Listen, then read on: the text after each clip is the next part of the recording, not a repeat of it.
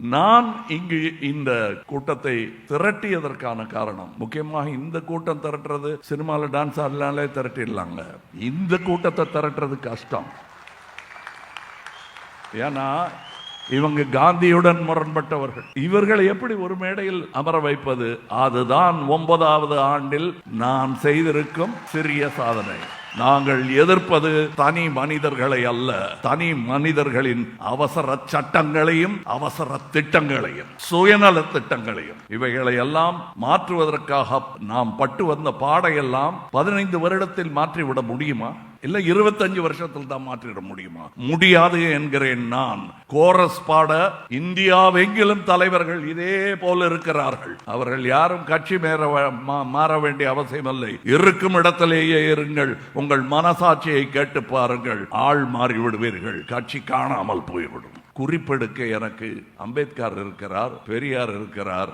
படசு எதையாவது எடுத்து பெரிய இம்பீரியலிஸ்ட் பவருக்கு எதிராக எப்படி பேசணும்னா பாடம் கொடுக்க காந்தியார் இருக்கிறார். இப்பொழுதும் வருகிறது இம்பீரியல் பவர் இந்தியாவை நோக்கி, சந்தேகமே வேண்டாம். 2வது இந்திய சுதந்திர போராட்டம் துவங்கிவிட்டது என்றே நீங்கள் கொள்ள வேண்டும். அதன் விழிகுரல் இங்கிருந்து அன்றி வேறு எங்கிருந்து கேட்கும்? வெறும் நற்பணி கூட்டமாக, வெறும் ரசிகர் கூட்டமாக இருந்த உங்களை 40 ஆண்டு காலம் செதுக்கி மேடையேற்றி இருக்கிறேன் உங்களை.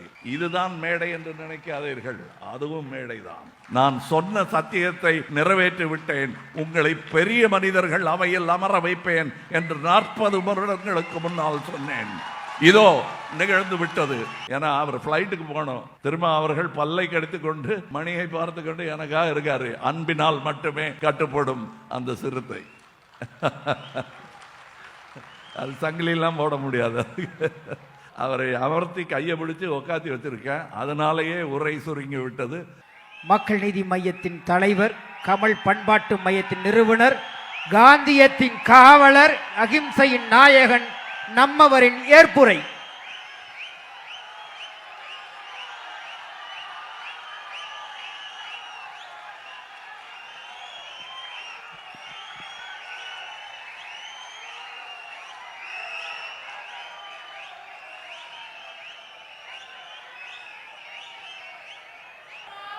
மேடை சம்பிரதாயங்களை மறந்து உணர்ச்சியோடு பேச துவங்குகிறேன். அதனால் வழக்கமாக உங்களை நோக்கி சொல்லும் அந்த வார்த்தைகளை இவர்களை நோக்கி சொல்கிறேன். உயிரே, உறவே, தமிழே. இப்பொழுது மேடை சம்பிரதாயம். காரணம், இது மக்கள் நீதி மையம் கூட்டம் அல்ல, பண்பட்ட கமல் நடத்தும் கூட்டம். என்ன பண்பட்ட கமல்னா என்ன? கமல் தானே பண்படுத்துறாரு. நானே பண்பட்டு தாயா இந்த மேடைக்கு வந்தேன். அதனால் சொல்லுகிறேன், இங்கு இந்த விழாவின் உணர்வை புரிந்து கொண்டு தன் கடமையையும் சுமையையும் சொல்லியிருந்தார் மாண்புமிகு முதல்வர் அவர்களை. பரவாயில்லைங்க ஐயா, நாங்கள் நடத்திக்கிறோம் அப்படின்னு சொல்லியிருப்பேன். ஆனால் நான் அன்பை சொன்னேன், அவரும் அதையே தான் சொல்லி இருக்கிறார். இது அரசியல் கூட்டம் அல்ல, அன்பர்கள் சேர்ந்து நடத்தும் கூட்டம். அதற்கு அவர் உடனே வருகிறேன் என்று சொல்லி தன் நிகழ்ச்சிகளில் ஒரு சின்ன இடைவெளி விட்டு இங்கே வந்து விட்டு சென்றிருக்கிறார். முதல் நன்றி அந்த தமிழனுக்கு நான் சொல்லியே ஆக வேண்டும். இங்கே வந்திருப்பவர்கள் அனைவரையும் சுட்டிக்காட்டி இவர் யார் என்றால் ஒரு மணி நேரம் பேசுவதற்கு இந்த கூட்டத்தில் ஆள் இருக்கிறார்கள். அத்தனை பேருமே தலைவர்கள். இதில் ஒரு முக்கிய செய்தி என்னவென்றால், இதில் 70 வயதில் நான் தான் மிக இளமையான கட்சி. என்னை திரும்ப அவர்கள் பேசும் மன்னிக்கணும், நேரம் காரணமாக நான் அந்த அவர்களே அப்படின்னு ஒவ்வொருத்தரையும் குறிப்பிடல. நீங்கள் எல்லாருமே தலைவர்கள் என்பதை நான் ஏற்றுக்கொண்டவன். தமிழகத்தின் தலைவர்கள் நீங்கள் எல்லோரும். அவர்கள் எல்லோரும் இங்கே வந்து இந்த மேடையில் என் தலைவனின் பெயரை சொன்ன ஒன்றும் வந்திருக்கிறீர்கள். அவர்தான் அவருக்கு கட்சி கிடையாது, இருக்கவும் கூடாது. அவரை எந்த கட்சியும் மொத்தமாக கையில் எடுத்துக்கொண்டு போகக்கூடாது, மறந்துவிடவும் கூடாது. அதனால்தான் மறவோம் என்று நான் சொல்றேன். பரமக்குடியிலிருந்து புறப்பட்ட பையன் 5 வயசா இருக்கும்போது தான் எனக்கு காந்தி செத்துட்டாருங்கிறதையே சொன்னாங்க வீட்டில். ஏன்னா எங்கே பார்த்தாலும் படமாக இருக்கும், காந்தியை பற்றி பேச்சாக இருக்கும். அந்த வயசில் அவர் நான் சென்னைக்கு புறப்பட போகிறேன், அங்கே போய் இன்னும் காந்தி இருக்காருன்னு லூசு மாதிரி சொல்லிகிட்டு இருக்க போகிறேன். அதனால் இவனுக்கு அவர் செத்துட்டாருங்கிறத சொல்லியாவது அனுப்புங்க, பட்டணத்துக்கு போகிறான் அப்படின்னாங்க. நான் ஒரு பட்டணத்துக்கு புறப்படுறதுக்கு 1 வாரம் முன்னாடி சொன்னாங்க. ரொம்ப கவலையோடு 1 வாரம் அழுதுட்டு சென்னைக்கு வந்து அதை நகரத்தை எல்லாம் பார்த்து, அதுலேருந்து 3 வருஷம் 4 வருஷம் கழிஞ்சு நேரு செத்துட்டார். எனக்கு பெரிய கவலை. அது இப்படியே வாழ்ந்த பையன், என்னுடைய கம்யூனிட்டி, என்னுடைய இதில் அங்கேயே இப்பொழுது இந்தியாவில் காணும் இந்த பிரிவை நான் கண்டேன். அதிலிருந்து மேம்பட வேண்டும் என்று புறப்பட்ட பையன் நேர போய் சேர்ந்தது பெரியார் திடலில். அதை என் தந்தை தடுத்திருக்கலாம், அவருக்கு அந்த பலம் இருந்தது, சட்டமும் அவர் கையில் இருந்தது, அவர் வக்கீல். ஆனால் இவருடைய சீடர், காந்தியுடைய சீடர் அவர் என்பதனால் அவன் போக்கில் விட்டு விடுவீங்கள் என்று விட்டார். நாத்துராமையும் அப்படிதான் விட்டார் காந்தி. ஜுஹு பீச்சில் முதல் அட்டம்ப்ட் போது அந்த பையனுக்கு என்ன கோவம்னு கூட்டிட்டு வாங்க பேசலான்னா, அந்த பையன் கோவிச்சுட்டு போயிட்டாரு. அதெல்லாம் நான் கொல்ல வந்தேன், அவர்கிட்ட போச்சு என்ன பேச்சுன்னு சொல்லிட்டு போயிட்டாரு. அது ஒரு விதமான வீரம் என்று நம்பிக்கொண்டிருந்தார்கள். அந்த மாதிரி எங்கள் அப்பா என்னை விட்டுட்டாரு. நான் 20 வயதாக இருக்கும் பொழுது எங்கேயோ பழைய கதைகள்லாம் படிக்க ஆரம்பித்த நேரத்தில் பெரியார் அவர்கள் விடுதலையில் காந்தியார் மறைவுக்கு பின் எழுதிய ஒரு தலையங்கத்தை படித்ததும் தான் எனக்கு புலப்பட்டது. முதல் புலனாய்வுத்துறையிலிருந்து வரும் திருமாவளவனுக்கு இந்த ஃபொரன்சிக் எவிடன்ஸ் எனக்கு கிடைத்தது அப்பொழுதுதான். அப்படியா, அவ்வளோ பெரிய ஆளா இவர் தான் பெரிய ஆள். பிற்பாடு பெரியார் எங்கிருந்து வந்தார் என்று பார்த்தால் காந்தியிடமிருந்து தான் வந்திருக்கிறார், முரண்பட்டு வந்திருக்கிறார். ஸோ காந்தியிடம் முரண்படுவது மகா பாவம் இல்லை, அது ஒரு பெரிய வீரமும் இல்லை. முரண்படுவது கடமை, அது மூத்த தலைமுறை அதனுடன் முரண்படும். அதற்கு புத்தி சொல்ல தவறிவிட்டால் கோவித்து கொண்டு வெளியேறிவிடும். அப்படி வெளியேறி திரும்பி என் தாத்தாவிடம் வந்த ப்ராடிகல் சன் நான். 47 இருந்திருந்தால் யார் கண்டா அந்த கூட்டத்தோட நானும் பின்னாடி போயிருப்பேன். காந்தியை சுட போறாங்க, நம்மளும் போலான்னு. அதில் என்னன்னா, இதை நானும் அவருடைய கொள்ளு பேரன் துஷார் காந்தியும் பேசி இருக்கிறோம். அந்த காலத்தில் நம்ம இருந்திருந்தோம்னா இந்த இழுப்புகளுக்கு ஆளாகி நம்மளும் அங்கே போயிருப்போம்ல அப்படின்னு. கரெக்ட் நீங்கள் சொல்றதுட்டு ஒரு புத்தகம் எழுதினார். அதில் நான் தான் முன்னரே எழுதும் வாய்ப்பை பெற்றேன். ஹேராம் படத்தை பார்த்துட்டு எழுதின புத்தகம் கம் லெட்ஸ் கில் காந்தி என்பது தான் அந்த புத்தகத்தின் பெயர். எழுதியவர் காந்தியின் கொள்ளு பேரன். அது ஒரு வஞ்ச புகழ்ச்சி தான். அது பல பேருக்கு புரியல. நான் இங்கு இந்த கூட்டத்தை திரட்டியதற்கான காரணம், முக்கியமாக இந்த கூட்டம் திரட்டுறது சினிமாவில் டான்ஸ் ஆடலாலே திரட்டிடலாங்க, இந்த கூட்டத்தை திரட்டுறது கஷ்டம். ஏன்னா இவங்க காந்தியுடன் முரண்பட்டவர்கள். இவர்களை எப்படி ஒரு மேடையில் அமர வைப்பது? அதுதான் 9வது ஆண்டில் நான் செய்திருக்கும் சிறிய சாதனை.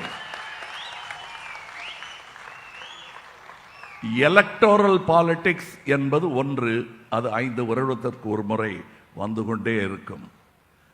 அதற்காக மட்டுமே வந்தவர்கள் அல்ல இவர்கள். 25 வருஷமா எலக்டோரல் பாலிடிக்ஸ்க்கு மட்டும் இருந்திருந்தால் திரும்ப அவர்கள் செய்திருக்க வேண்டிய சமரசங்கள் எத்தனை இருந்திருக்கும் யோசித்து பாருங்கள். எலெக்ஷன் மட்டுமே இருந்திருந்தால் கம்யூனிஸ்டுகள் என்னென்ன காம்ப்ரமைஸ் பண்ண வேண்டியது இருக்கும் ஞாபகப்படுத்துங்கள். முஸ்லிம்களும் தான். ராம் மனோகர் லோகியா காந்தியன் மார்க்சிசம் என்று எழுத வேண்டிய தேவை ஏன் வருகிறது? அனைவருக்குமானவர் என்பதை வாழ்வில் தன்னுடைய செய்தியாக கொடுத்து சென்றவர். அந்த செய்தியை நாம் கொடுக்க வேண்டும் இங்கே இருக்கும் எஞ்சிய இளைஞர்களுக்கு. காரணம், நான் அவரை ஒருபோதும் மகாத்மா என்று கூப்பிட மாட்டேன். காரணம், பூஜைக்குரியவராக ஆக்கிவிட்டால் அந்த கோவிலை மூடுவதற்கு கூட வழி உண்டு. நீங்கள் வரக்கூடாது அங்கே, அது எங்கள் கோவில் என்று உரிமை கொண்டாடுவதற்கு கூட வழி உண்டு. அவர் எங்களில் ஒருவர். என் தாத்தா, இவர்கள் தாத்தா, எங்கள் குடும்பத்திற்கு மூத்தவர் அவர். நாங்கள் சாடுவோம், போற்றுவோம், வணங்குவோம். அது இங்கு நிகழும் சூழல்கள் எங்களை எப்படி தாக்குகிறதோ அதற்கு ஏற்ப வீட்டில் வந்து புலம்புவோம். அந்த வீட்டில் காந்தி தாத்தா இருப்பார் என்றும் இருப்பார் என்று நான் நம்புகிறேன். காந்தி ஒரு மனிதர் என்னும் காலகட்டம் கடந்து விட்டது. Gandhi is an idea. An idea we can all use. We can all share. இது ஏன் திடீர்னு ஆங்கிலத்தில் போறாருன்னா, எங்கேயாவது ஒரு துளியாவது சதறி அவங்க சித்தத்தில் தங்கி விடாதா என்ற நம்பிக்கையில் ஒவ்வொரு வாட்டையும் அந்த பெரிய வட்டத்தில் போய் தான் பேசணுங்கிறது இல்லை. மக்கள் மத்தியில் அமர்ந்து பேசினாலும் அங்கே கேட்கும். என்னுடைய அப்பா பரமக்குடியிலிருந்து நான் புறப்பட்டு சினிமாவுக்கு வந்தபோது, என்றைக்காவது நீ அரசியலில் வர வேண்டும் என்று சொன்ன பொழுது என்னுடைய சகோதரர்களா, அவனையாவது விட்டு வைங்களேன், உங்களை மாதிரி அவனும் பாழா போகணுமா என்று சொன்னார்கள். அவர் பாழாகவில்லை, நாமாகி இருக்கிறோம். அவரும் சாகவில்லை, நாமாகி இருக்கிறோம். இப்போ கடைசியா கோபாலகிருஷ்ண காந்தி அவர்கள் பேசியிருக்காரு. அது என்ன, அது கடைசியில் கட் பண்ணிட்டாங்க. ஏன்னா அவர் கண் கலங்கினதை காட்ட வேண்டாம்ட்டு. அந்த 3 bullets நிறுத்த வேண்டிய நேரம் நமக்கு வந்து விட்டது. அது எப்படிங்க, காந்தியார் காலமெல்லாம் பொருந்துமா? இப்போ ஆயுதம் இல்லாமல் எப்படிங்க 3 புல்லட்டுங்கிறீங்க? எப்படின்னா 2 புல்லட் தமிழ்நாடு தயார் பண்ணிடுச்சு. Health and education. If you don't answer this bullets, you will fall. It's not a promise. It's a belief and analysis of how this country is going to go. இது அப்படித்தான் நகரும் இந்த தேசம். இது மொத்த தேசத்தில் 1.4 பில்லியன் பீப்புள் முட்டாள்களாக இருக்க முடியுமா? சாத்தியமா? யோசித்து பாருங்கள். இல்லை என்கிறேன் நான், இருக்கு என்கிறது ஒரு கூட்டம். அந்த கூட்டம் அகலும், இல்லை என்றால் அகற்ற வேண்டும். இது காலத்தின் கட்டாயம் மட்டுமல்ல, நமது கடமையும் கூட. இந்த காதி துணி பின்னாடி சிவப்பு கலர்ல இருக்கு, இங்க கருப்பு கலரா மாறி இருக்கு. நான் நடத்துகிற கம்பெனி பேரு கமல் ஹாசன்ஸ் ஹவுஸ் ஆஃப் கதர். அதில் தயார் பண்ணது இந்த துணி. காந்தியார் கடைசியாக இங்கே வந்தபோது இந்த கதர் ஆடை உற்பத்தியை அதிகரிப்பதற்காகத்தான் மதுரை வந்தார். அந்த வேலை துவங்கி விட்டது ஐயா என்பதை கூட சொல்லும் விழாவாக இதை வைத்துக் கொள்ளலாம். இது உணர்வு பூர்வமான விழா, அரசியல் விழா அல்ல. அதனால்தான் வைகோ அவர்கள் கண்கலங்கி என்னை கை குலுக்கினார். எல்லோருக்குள்ளும் அந்த உணர்வு இருக்கிறது. இந்த மனிதர்கள் என் உறவன்றி வேறென்ன. அதனால் தான் சொல்லுகிறேன், மையம் யாரையும் எதிர்க்கும் தேவைப்படும் பொழுது, ஆனால் யாருமே எங்களுக்கு எதிரி இல்லை. நாங்கள் எதிர்ப்பது தனி மனிதர்களை அல்ல, தனி மனிதர்களின் அவசர சட்டங்களையும் அவசர திட்டங்களையும் சுயநல திட்டங்களையும். இவைகளை எல்லாம் மாற்றுவதற்காக நாம் பட்டு வந்த பாடையெல்லாம் 15 வருடத்தில் மாற்றிவிட முடியுமா? இல்லை 25 வருஷத்தில் தான் மாற்றிவிட முடியுமா? முடியாது என்கிறேன் நான். கோரஸ் பாட இந்தியாவெங்கிலும் தலைவர்கள் இதே போல இருக்கிறார்கள். அவர்கள் யாரும் கட்சி மாற வேண்டிய அவசியம் இல்லை. இருக்கும் இடத்திலேயே இருங்கள். உங்கள் மனசாட்சியை கேட்டு பாருங்கள். ஆள் மாறி விடுவீர்கள். கட்சி காணாமல் போய்விடும். நான் கோபத்தில் பேசுவதாக நினைக்க வேண்டாம். யோசித்துத்தான் பேசுகிறேன். குறிப்பெடுக்க எனக்கு அம்பேத்கர் இருக்கிறார், பெரியார் இருக்கிறார். படசு எதையாவது எடுத்து பெரிய இம்பீரியலிஸ்ட் பவருக்கு எதிராக எப்படி பேசணும்னா பாடம் கொடுக்க காந்தியார் இருக்கிறார். இப்பொழுதும் வருகிறது இம்பீரியல் பவர் இந்தியாவை நோக்கி. சந்தேகமே வேண்டாம். இரண்டாவது இந்திய சுதந்திர போராட்டம் துவங்கிவிட்டது என்றே நீங்கள் கொள்ள வேண்டும். அதன் விழிகுரல் இங்கிருந்து அன்றி வேறு எங்கிருந்து கேட்கும். அதை நீங்கள் மதுரை என்று எடுத்துக்கொண்டாலும் சரி, மங்கம்மாள் அரண்மனை என்று எடுத்துக்கொண்டாலும் சரி, காந்தி மண்டபம் என்று எடுத்துக்கொண்டாலும் சரி, இது நம் குரல். இது இவ்வாறாகவே கேட்க வேண்டும் என்பதற்காகத்தான் என் கொடியை எல்லாம் கீழே வைத்து விட்டு என் அன்பை மாத்திரம் ஏந்தி வந்திருக்கிறேன் இந்த விழாவிற்கு. இவ்வாறாகவே தான் இவர்களும் வந்திருக்கிறார்கள்.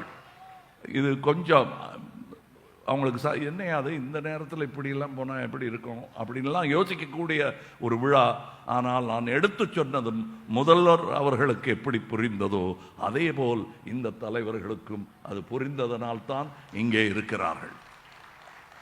என் கட்சிக்காரர்கள் இதை இப்படி நடத்த வேண்டும், அப்படி நடத்த வேண்டும், அவர்களெல்லாம் நடத்தி விட்டு பின்வரிசையில் அமர்ந்திருக்கிறார்கள். எழுந்துங்கள். இவர்களும் தலைவர்கள் தான், நாளைய தலைவர்கள். தேங்க்யூ.